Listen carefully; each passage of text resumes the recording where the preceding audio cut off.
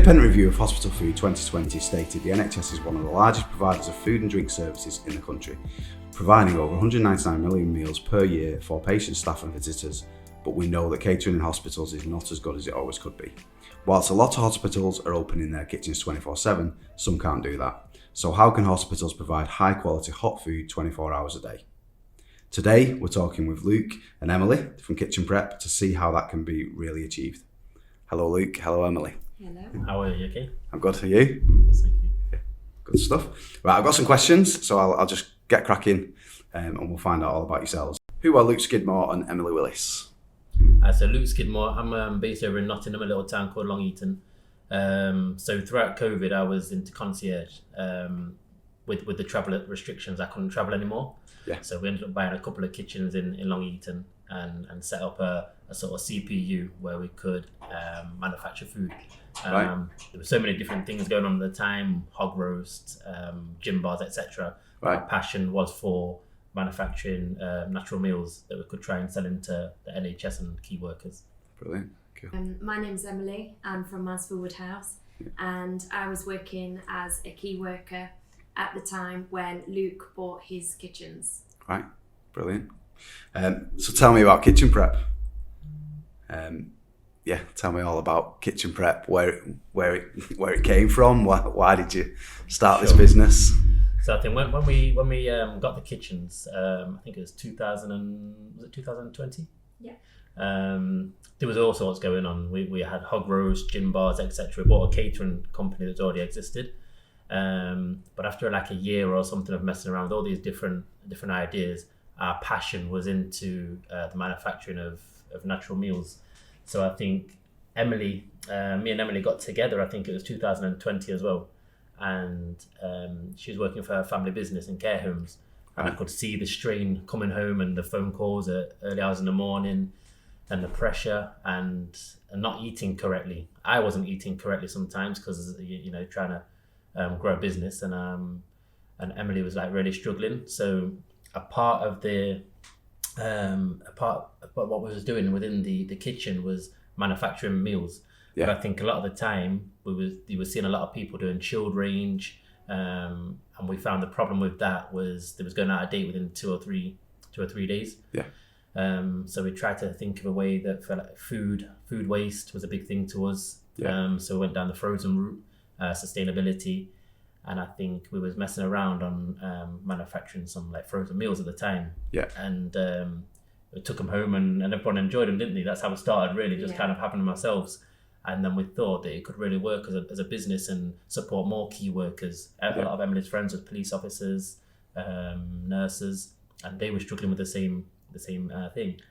So we put our heads together. Emily was obviously, I don't know at the time, felt like she wanted a little change from care work, and I needed a bit more help and someone you can trust. Yeah, so yeah. we had a walk on a beach one day and it says like the frozen meals, I believe that'll be a good thing if we kind of push that. Yeah. So we came back and stopped messing around with all these little projects and really concentrate on looking into how we would sort of build this, how we'd build it up, and got the right people involved. The food forum, there was a food innovation centre, which was a Nottingham University, and was like great help.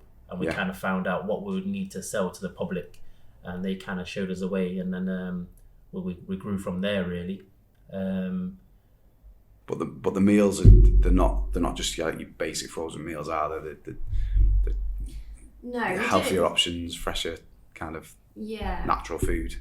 Yeah, and we didn't want to just do like an ordinary cottage pie. Yeah. That you normally get in other places. We Yeah. needed to have a little bit of difference to other people's ranges, didn't we? And I think the problem was everyone was focused on gym, people losing weight or gym, but the truth is if you eat correctly, food is medicine, so you perform better in work, and it was just natural. Just wanted natural food. The word healthy put a lot of people off, I think, a lot of the time.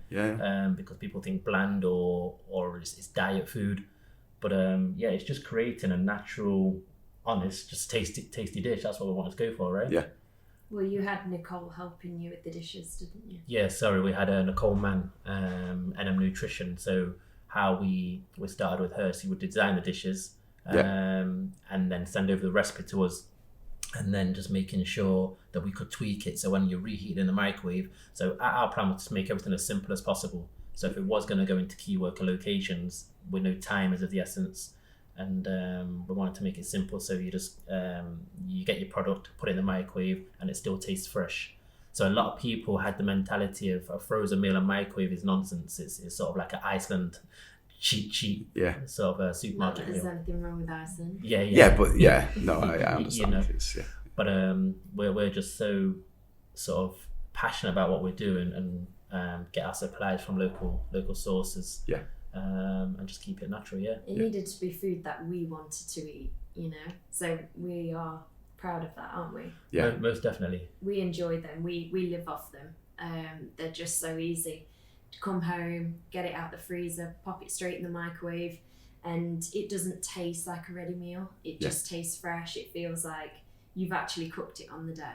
Yeah, and I think that's the big difference, because frozen meals, ready meals, there is this kind of stigma as that they're unhealthy, whereas I think now, especially companies like yourselves, you're bringing in food that's actually really good for you, really healthy. Even the word, even the wording sometimes, like ready meals, we try not to use ready meals anymore because frozen of how meals, people, so pre-prepared or whatever it is. But it's just a lot of people as well thought eating clean is expensive, but they'd say this while they're drinking a big drink from Costa that's costing the same amount or more. You know? And I completely agree. I think it's high time that people did start to look at things in a slightly different way, looking at the quality of the food that's out there when it comes to frozen meals. You can get a really good meal, but people don't think people are as aware of that as they should be. That's right. And I think the issue we came with is, how do we get our products into these places? And we had like a manual freezer at the time with like a truss box, but that wasn't really working out. People was obviously taking the meals and forgetting to pay sometimes. So it's finding the solution. Obviously, you guys know all about it. Is a vending solution. And how that would work. So I think that was the next step of our project, wasn't it? Really looking into that. So people could access those meals just on the go any time of the day without having to have a shop open or a canteen or anything like that. Exactly. Well, that's what we did, didn't we? So we shipped a vending machine over because we just thought we had a great idea. But how were key workers going to be able to access our meals, you know? When you're a small business trying to get in the likes of WH Smith, you know, Costa, it's really hard. And so we thought we needed a solution ourselves, so that's why we shipped over a frozen vending machine, had a little play around with it, and then we actually didn't. We were looking around for a machine, how we could do this, and we couldn't find anything online for a while. Obviously, we know now that people like yourselves do have these solutions, but at the start it was sort of big sort of locker systems that you could take one meal, it would take up too much room. It just wouldn't work. But also trying to make it sort of idiot proof, because when you're dealing with meals, if someone purchases it and then to cook it a way where they can't overcook it or undercook or whatever, so trying to find that solution. So how we're working now, like, you know, is with the iWave machine, and everything's barcoded. So once you do get your meal, you scan it on the microwave, and it cooks that dish for the right amount of time. So it's 100% error proof. So it's all these little things that we try to sort of work with, just to make it as simple as possible and safe. And then those microwaves can only be used for your meals, can't they? Because they have to scan the barcode. You can have them anywhere around the country, or I don't know if it's world, but you can have them anywhere, and as long as that scan, that barcode is to your meal, you can use it wherever. So clever. Clever. But it just stops people using it for their own stuff. Throwing a cup of tea in there to warm it up and stuff.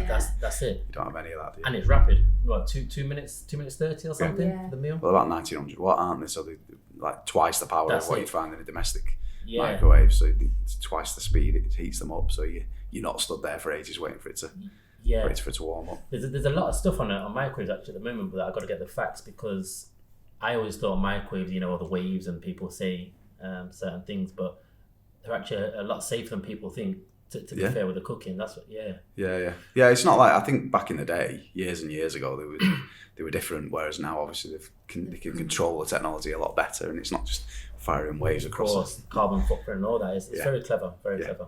Yeah. Tell me about Kitchen Prep's vision. Where do you see yourself in the future? What's the plan for the future? Do you want me to start? Yeah. So, for the future, I think we're just trying to create a name. If people look at Kitchen Prep, they know that we provide natural, clean, honest food. And our vision is to get it into locations so people can have our product 24 hours a day, wherever it will be, whether it's in hospitals, police stations, on the roadside. We see ourselves being like another Costa. So wherever you go, there'll be a sort of Kitchen Prep. Yeah. And I think making it affordable but still quality. Yeah. And that's it really. That's my vision personally. I just love people. I get a buzz of people eating our food and saying like how much I enjoy it. Yeah. That's a buzz to me. Yeah. You must be really proud when you get that kind of feedback. Yeah, we feel like we've come a long way in Definitely. such a short space of time to say that neither one of us are from the catering background. Yeah. So sometimes you think, what am I doing? I'm a bit crazy. But no, we're really proud of our product, aren't we? Just I think the passion comes across in the food, because we know kind of what we're trying to achieve, and not just put a product out there that we think will work. It's kind of work with people, like what do they want, and then because we're a smaller company, we've got the flexibility to play around in the kitchen and create dishes to suit more people. Yeah. Like I think it's halal we've just introduced to the range. Yeah. Gluten-free, dairy-free. Possibly a children's range as well. My son, he's 8 and he loves our meals. Yeah. But again, going down that route for children and probably selling our meals, in the vending machine, so you can get your tea on the way home from hospital, but you can get it for your child as well. Yeah. My son, he swims 4 times a week, so just trying to. So when you've got a busy life, and you're on the go, you need to just get something quick, but you want to be getting something quick out the freezer or out of anywhere that is good food. Yeah. And we all have such busy lives now. It's hard to cook from fresh every single day. Yeah. So it's always just nice to have that stock in the We say fresh without the faff. Fresh without the faff. Fresh without the faff. Yeah. No, definitely. Yeah, no, and I think that's a big part of it, isn't it? Especially in today's modern world, everyone is so busy. It's having the convenience, not just in NHS, not just in, I suppose, in any industry, in any walk of life, you do have that kind of. I've got a family as well, and you always have those nights where no one's got any time because there's something on, the kids are doing something. Everyone's busy, and you do just want something convenient, but generally that's something unhealthy, and it's not always good, is it? Yeah, it's exactly right. You turn to a takeaway because you just can't be bothered to cook, or you don't have the time. Yeah. It's not necessarily because you want a Chinese or you want an Indian to be naughty. Yeah. It's just whatever is available, and that's why we see that our clean eating needs to be available to more people. Even to the packaging, it's just, you don't have to pierce a lid or halfway stir in, so there's just no excuse. It's literally straight out the freezer into the microwave, and it's ready. Yeah. So you can't get more simple. We think the other companies out there are great where you can get your box and cook fresh, but even 20 minutes sometimes is a headache when you're tired. And I don't think they're ever 20 minutes then. Whenever I cook them, it's like it takes me much longer. Yeah, then there's all the tidying up afterwards. That's right. Yeah. So tell me about the Kobe Foundation. So the Kobe Foundation is a feeding project over in West Africa, Ghana. And in Amasaman, we have a feeding project that my mum runs, along with my adopted sister, Salah. Okay. I went to Ghana when I was 18 and fell in love with the place. Yeah. And that's another big story there. Okay. But what I am passionate about is eventually being able to support that charity. So when we're at a stage with our meals, we'd love to be selling a percentage. Selling dish and giving a percentage back to Ghana to help. Yeah, so when we have got a lot of volume out there, what I'm very passionate about is being able to give a percentage of the profit of our meals to the Kobe Foundation to help over there. Brilliant. And again, I think it's really important, and it's funny how things go in circles. because I never ever thought that I would be in a food business. But I just think it fits hand in hand in the fact that we've got a food charity over in Ghana, so that is something close to my heart that I'd love to definitely help. Yeah, I agree. And what challenges are you facing, or have you faced since starting out? People saying yes, because we're a new business. Some people don't want to take the risk, which we understand. But everybody's got to start somewhere. And, absolutely, we have got a good product. Have us in for a sample day, let your staff try it, or, your visitors, give it a go yourselves. We're always happy to We've found that, do samples, aren't we? Yeah, like people, you can screw your nose up sometimes, but once they try the product, and it's like, oh, okay, that's I'm not expecting that. Pleasantly surprised kind of thing, And we get that a lot, so I think getting more samples out there and just interacting with people and letting them try the product. Yeah, and I think that's a big part of it, because obviously I've tried the food, I know how good it is, and it's easy to say to someone, but it's like they say, the proof of the pudding's in the eating, and it's once they try it, they'll then realise actually this is really nice. And, why the NHS? What kind of is it because of your background, Emily? Is it because you're a key worker kind of side? I understand what it's like being a key worker. And COVID opened our eyes to so many things, and wearing an apron, a mask, gloves, changing, not having that time to eat, not being able to sit and eat with a resident as well. Like, you're exhausted, and that's where the idea grew, from me being a key worker, and I'm passionate about food and helping others and looking after others. You know, the NHS do a fantastic job looking after all of us when we're ill. But who's looking after them? And I just think that is key. We need to look after our nurses and doctors. I think we just love this industry, to be honest. There's so many people supporting like the gyms and other bits, and just concentrating on losing weight. But it's not always just the gym goer that wants to eat well. You've got nurses who would probably love to eat well, but sometimes what they have available to them isn't the right sort of food that's going to give them the energy to keep going on shift, and get through it. Focus food, really. Focus food, yeah, because there's so much option, isn't there, when it comes to convenient food now? When all these apps where you can just go and order and your food gets delivered direct to you. It's so easy to kind of do that because people kind of either are too busy or they don't have enough time to do things. They just jump to that. Whereas if there's an alternative, if there's an option where actually you can have something really tasty that's really good for you, then lots of people are kind of interested in that. It's just finding that, and obviously we've got a solution here where they can actually have that in a hospital and not have to jump on an app and place orders and have some junk food kind of thing. And we've always been conscious of our prices as well. Like, we want it to be affordable. And when you were saying earlier about what other struggles have we faced, that is something at the moment, because we're all having to be careful with the pennies because everything is rising, and we want to be affordable but still be able to make sure our food is good enough to eat. Quality's there. So we feel at the moment our prices are affordable, but we're always trying to look at the recipe, see if there's anything else we could use. But it's a hard one, because when you're a smaller company as well, you're not buying the supplies that the bigger ones would buy. So your costings aren't as the best it can be. So obviously when we grow, we'll probably get better pricing from suppliers, etc. So it's just finding that balance that it's good enough for us as a business, but also it's good enough for the end user.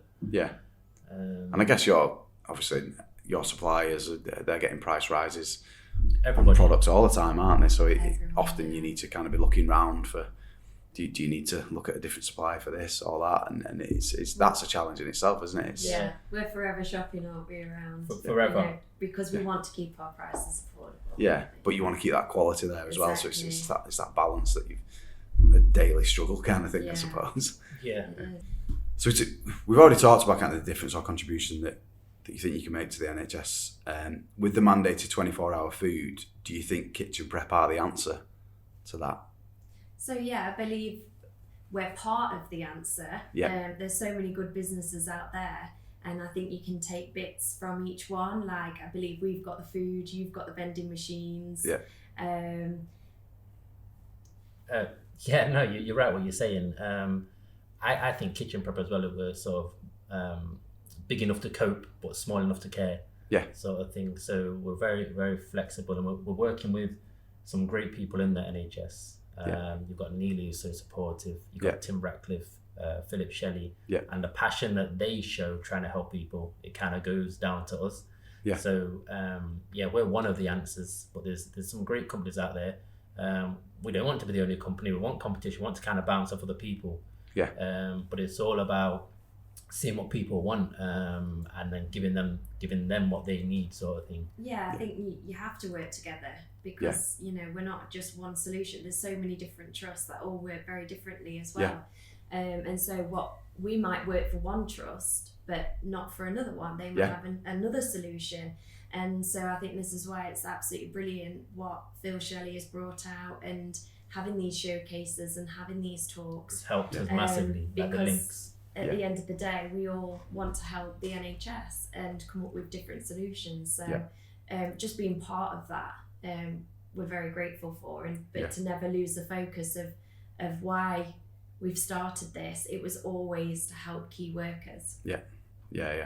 But then I think that your food reaches further than the NHS. I think it can be suitable and available to everyone, really. And I think that's the good thing about it. It's not just NHS. It's not just a genre. It's not just an age group. It's just great natural food. And we're just seeing some good results, which is making us looking to develop other dishes. Seasonal. I love it. I love coming into the kitchen in the morning and sort of looking at different ranges we can do and learning more about things, meeting different companies. Who's the Coco Labelle? Like their product's amazing. We love like doing things with them and there's some NHS Chef of the Year. Have you done a couple of meals with them? Yeah, that's right. That's right. Stepping Hill Hospital. So that's right. It was Erica and Shelley who won last year. Yeah. The competition in the NHS, and they're just great. So we're now we've took their winning dish. Yeah. And no, it wasn't their winning dish. Sorry, actually, it was one of their dishes. But it wasn't their winning dish, I don't think. But no, I'm not telling you. I'm just saying I don't think it was. But they did a venison dish. So I think is it the second year this competition? Yes. So it's kind of like a MasterChef style. These ingredients, you have to make certain dishes. So something they was doing was the venison casserole and venison meatballs, with like a mushroom stroganoff. So we're kind of recreating it to make as a frozen meal. Nice. But they've developed the dish, this is beautiful because it's like the NHS developing a dish to sell back to their friends and etc. in the NHS, which is like a nice intimate sort of feel. Yeah.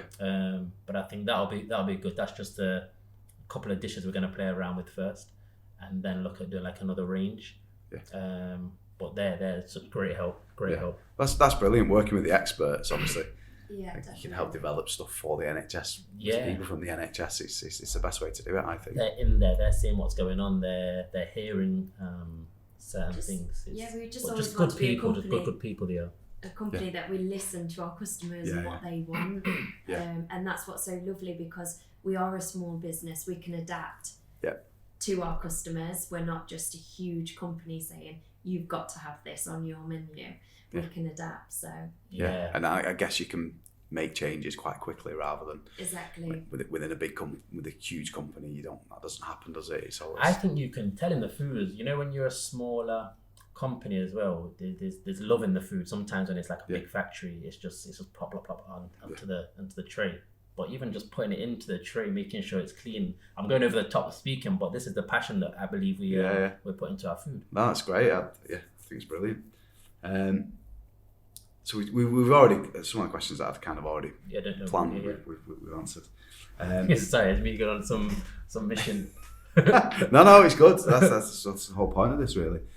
So where could I buy a meal right now if I wanted to buy a meal today? Where could I get one from at the moment? So we've kind of gone back to basics a little bit, because at the start of the journey, we was doing like nationwide delivery, but it just wasn't working out logistically for us.